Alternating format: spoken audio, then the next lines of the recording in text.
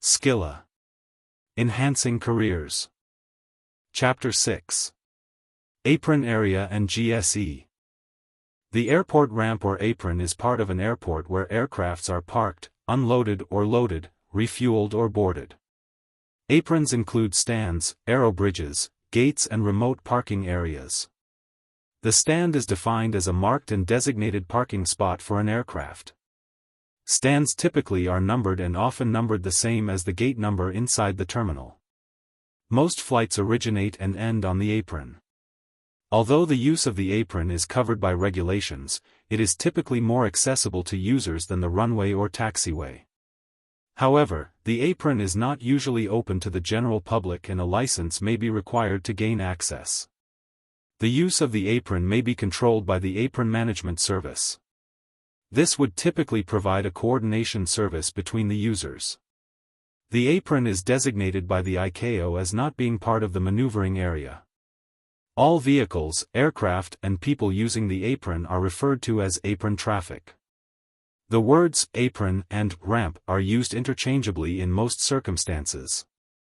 Generally, the pre-flight activities are done in ramps, and areas for parking and maintenance are called aprons. Passenger gates are connected to terminal ramps. Open apron. Open apron is located away from the terminal where aircraft stands are located. Passengers are transferred to and from the terminal in apron buses or sometimes by vehicles specially designed to mate on the terminal and on aircraft such as mobile lounges which are used in Washington Dulles, IAD, Airport.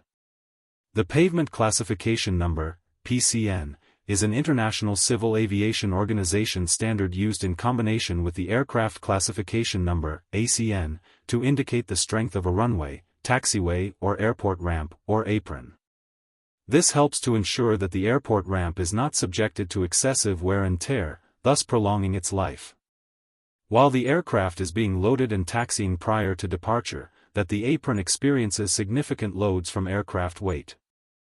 Ground handling for aircraft takes place at the airport ramp area where ground support equipment are employed to service the aircrafts. These equipment are used to service the aircraft between the flights. The functions they play generally involve ground power operations, aircraft mobility, and loading operations for both cargo and passengers.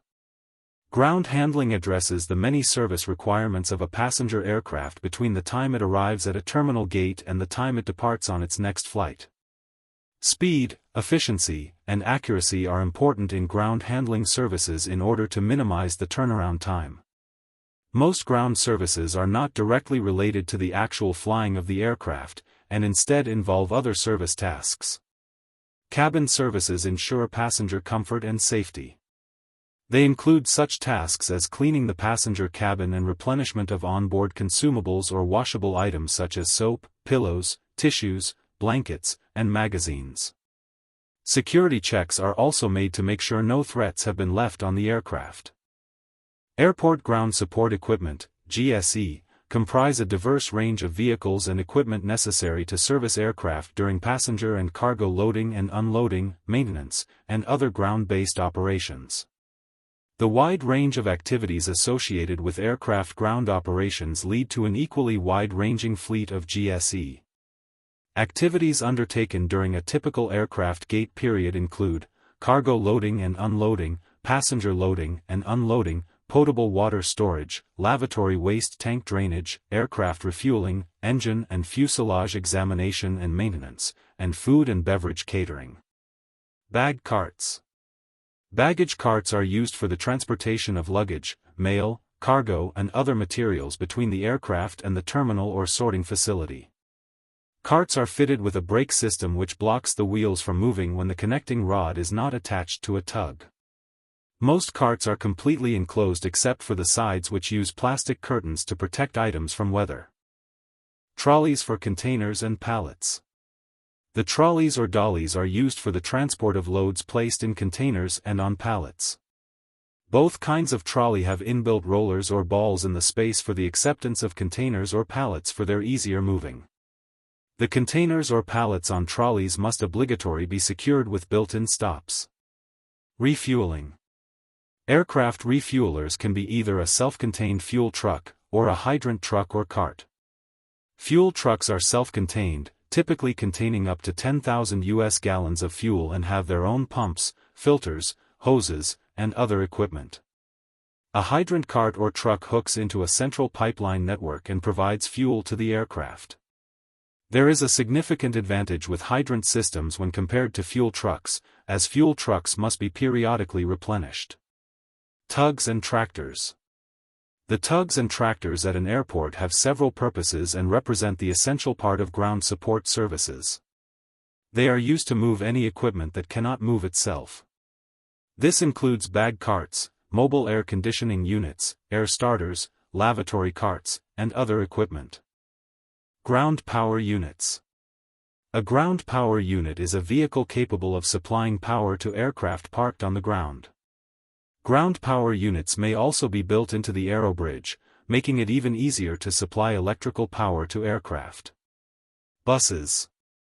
Buses at airports are used to move people from the terminal to either an aircraft or another terminal. Some airports use buses that are raised to the level of a passenger terminal and can only be accessed from a door on the second level of the terminal. These odd-looking buses are usually referred to as people movers or mobile lounges. Container loader. The loader for wide-bodied aircraft is used for loading and unloading of cargo placed in containers or on pallet. The loader has two platforms which independently raise or come down. The containers or pallets on the loader are moved with the help of built-in rollers or wheels, and are carried in aircraft across the platforms. Transporters. The transporters are cargo platforms constructed so that beside loading and unloading can transport cargo. Depending on the type and load capacity, the containers could be transported, and the same is valid for greater transporters and pallets. Air starter. An air starter is a vehicle with a built-in gas turbine engine which, during the start of aircraft engine, gives the necessary quantity of air to start the engine. While a compressor cannot deliver the necessary quantity of air for its own work, the air is provided by an air starter. An air starter blows air in by a hose attached to aircraft. Potable water trucks. Potable water trucks are special vehicles that fill up drinking water tanks in aircraft. The water is filtered and protected from the elements while being stored on the vehicle. A pump in the vehicle assists in moving the water from the truck to the aircraft. Lavatory service vehicles. Lavatory service vehicles empty and refill lavatories on board aircraft. Waste is stored in tanks on the aircraft until these vehicles can empty them and get rid of the waste.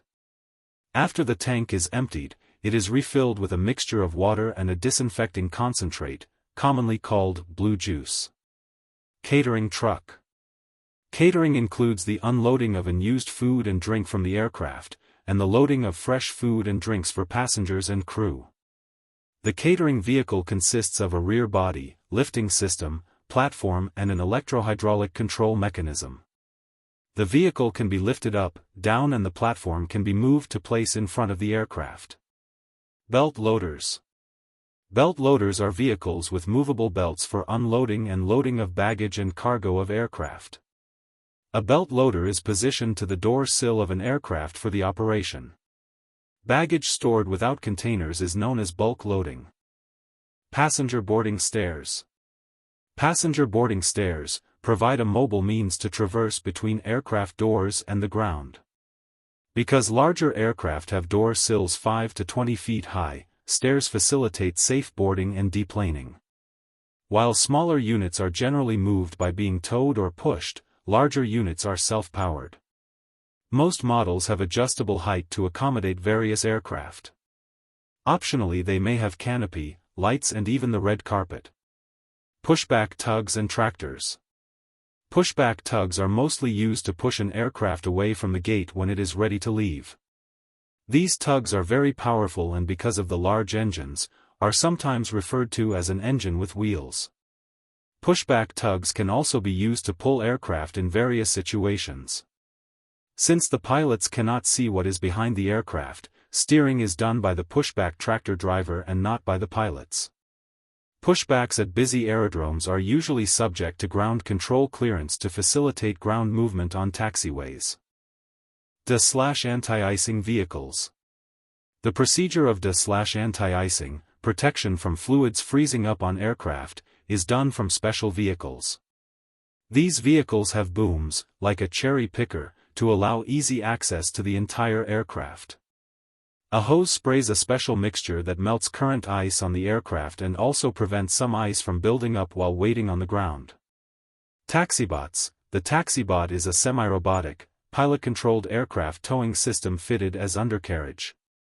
The vehicle tows the aircraft close to the takeoff point without running engines. This process will be steered by the pilot. Main advantages of taxibot are: no aircraft engines are used on ground inefficiently, thus saves fuel. No sound pollution and air pollution near the terminal building. No risk of jet blast or suction, thus improves safety. No modification to airplane systems. Insignificant pilot training based on CBT.